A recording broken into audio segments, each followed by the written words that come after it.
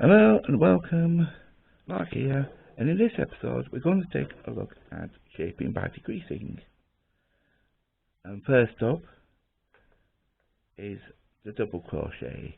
Now that of course is UK terminology, so if you're outside the UK this is known as a single. We're going to look at shaping the edges, to be looking at step decreasing as well in this episode. We're going to take a look at first at the DC two together and how that would work. You don't normally do a double decrease in double crochet because it punches it all up and creates a curve in the fabric, so you would normally work that over a few stitches first. So you would double decrease in that you would take 4 stitches and you would turn your 4 stitches into 2. That's what I'm trying to say there, but didn't really get it out there properly, did I? Yeah, so I think that's it. So let's just get crafting, shall we? Let's get on with decreasing. Right, first up, let's just have a look at how we do a DC2 together. Just worked away from the edge of the stitch, the edge, just so you can see how it's worked. So you would put your hook into the stitch, as you would normally do, grab the yarn, pull that yarn through, and it looks like you're just about to make a normal DC, but in fact, you go into the next stitch, grab a loop, grab the yarn and pull up a loop, so you'll have 3 loops on the hook. Then you would yarn over and pull through all 3 loops. A little bit like you would with a half treble. So let's just take a look at that again. Let's work a couple of stitches. Right, so first of all, into the stitch, grab the loop,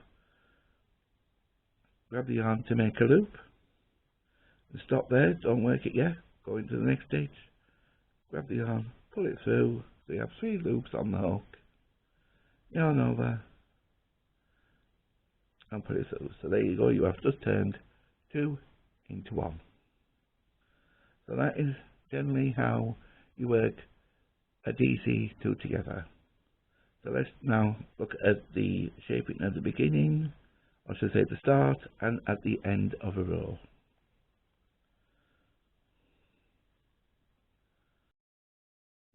Right, first up we're going to decrease 1 stitch at each end of the big start of the row and at the end of the row.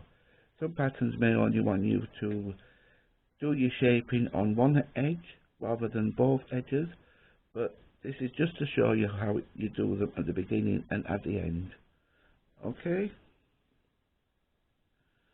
First of all, we turn to start your first decrease row, and you don't chain 1. Some people say you do, but you don't. A chain 1 would just create extra bulk and you don't need it. So you just go straight into working your DC as a standard DC, and into the next stitch to create 3 loops, and you do a standard DC2 together. And then you would just work until you have 2 stitches remaining, and do a DC2 together at the end of the row. So when I've got 2 stitches left, I shall catch up with you then. Nearly to the end of the row now. I've got 3 stitches left. Just make 1 more there. So now we just do a DC2 together. So remember, into the stitch, grab the yarn to pull up a loop, so you would have 3 loops on the hook, yarn over and pull through all 3 loops. And that's it at the end of the row. We're going to turn and we're going to look at decreasing at the beginning of the row again. Remember, don't chain 1 and just go straight into your stitches to create your loops, yarn over and pull through all 3 loops. And I shall show you again how you end the row. I will catch up with you when I get there, when I have 2 stitches left. And there we go, we have 2 stitches left, ready to go. And remember, into the first stitch to pull up a loop, into the next stitch, pull up a loop, yarn over and pull through all 3 loops, and then turn. And look at how that shaping is progressing. You're getting such a lovely curve going off there. I'll just work a row straight so we can see how that looks.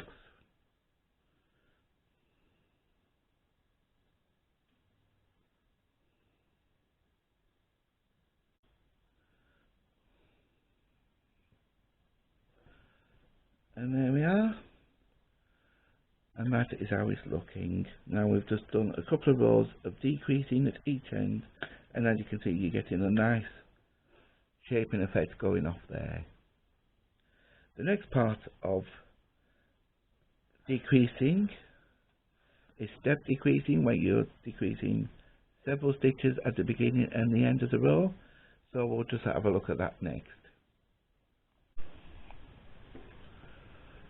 Right, we're going to have a look at multiple decreases now at each end of the rows, and we're going to decrease by 3 stitches. Again, we don't chain 1 at the beginning of the row. We actually missed the first stitch as well, and we slip stitch across the number of stitches they will want to decrease. So we go miss the first one and slip stitch 1, 2 and 3. Now that is actually moved it into the 4th stitch, but that's where we work. We do the chain 1 and we work the DC into that same stitch.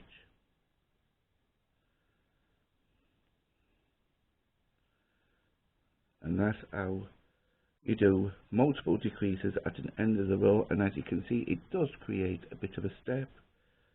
Let's just have a look at it now at the end of the row. So we work until we have 3 stitches left. 1, 2, 3, so I've got 3 more to go there.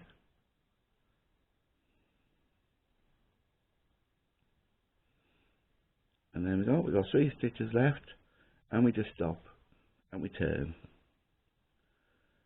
So we're going to do another decreasing. So we'll slip stitch across the number of stitches that we require to decrease, but we miss the first stitch.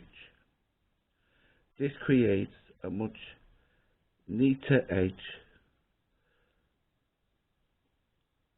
than it would if you slip stitched into the first stitch. If you slip stitch into the first stitch, you would get some extra bulk that you don't really require, and that is why you miss the first stitch. Just sort of pop that in there, just so you know. Why do you miss the first stitch? Well, that's why. Then we would chain 1, and into that same stitch you work your DCs, and you would work until you have 3 stitches left. 1, 2, 3, stop, turn, and that is it. And if that's the end of your decreasing, you just chain 1 and work your stitches, unless of course you don't need to chain 1. And there you go. That is multiple decreasing at the beginning and at the end of a row. You just turn and then you slip stitch the number of stitches you require to decrease. But you always miss the first one, because if you don't, and you slip stitch into the first stitch and then the subsequent stitches, the stitches after that, so you would slip stitch into 4 stitches, you would create a bulk at the edge, and that is what you don't want. You're not wanting a bulk at the end, or I should say at the beginning of a row. You would just simply miss the first stitch and then go slip, slip, slip, and then start working. And then when you get to the end of the row, you just stop and turn. And that is it. That is multiple decreasing at the end. sorry, at the beginning and at the end of rows. And there we go. That is all we have time for today. So I hope you enjoyed this video, and if you did, don't forget, give me a thumbs up. And if you haven't already, subscribe. And until next time here on Mark Makes Stitches, bye.